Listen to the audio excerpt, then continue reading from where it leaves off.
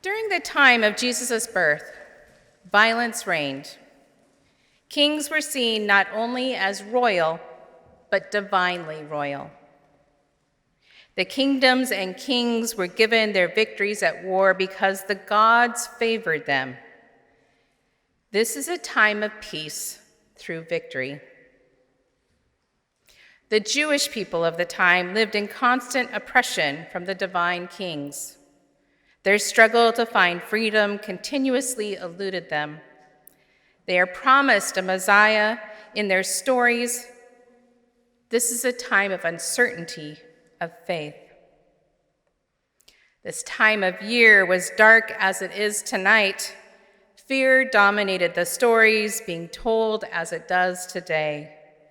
People then, as now, were scared, searching for signs of hope, any signs possible.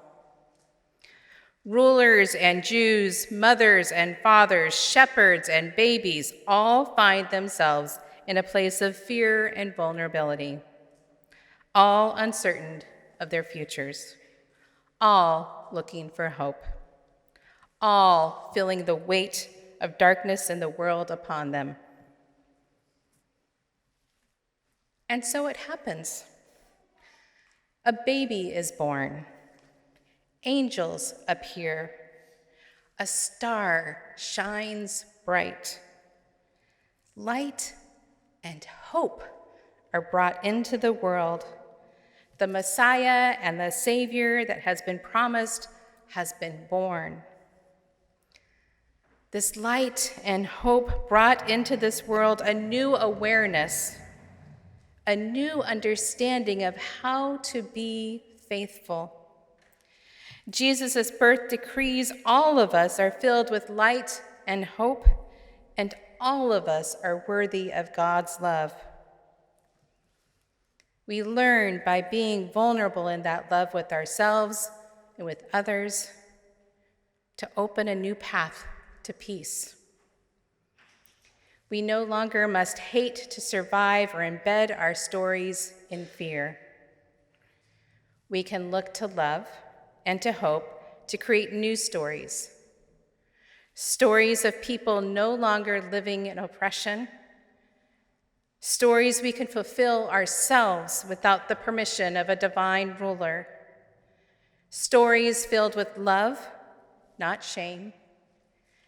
Peace, not violence, and hope, not darkness. Just as it happened in the time of Jesus' birth, it must happen now as well. We can choose to live in a time of fear, hate, shame, and violence, or we can choose to live in a time of love, peace, acceptance, and hope. We have those who would deem themselves divine rulers today. We have those who would craft our stories with fear laced throughout. We have those who would terrorize us by creating violence wherever we turn. And we have those who would have us only see the darkness, the hate in those around us. If we give in to those stories, then we no longer heed the miracle of the birth of Jesus. If instead we choose to speak out against unjust practices, then hope starts to grow. If we choose to accept each other with love and respect, then love starts to grow. If we choose to reach out in compassion and grace, then peace starts to grow. And if we choose to create stories where all are deemed worthy, all are seen with dignity, then the light Jesus brought into this world grows even brighter every day. It is in our hands and in our hearts to make the decision to step into the darkness or step into the light. Jesus may have been born in one night, one holy night.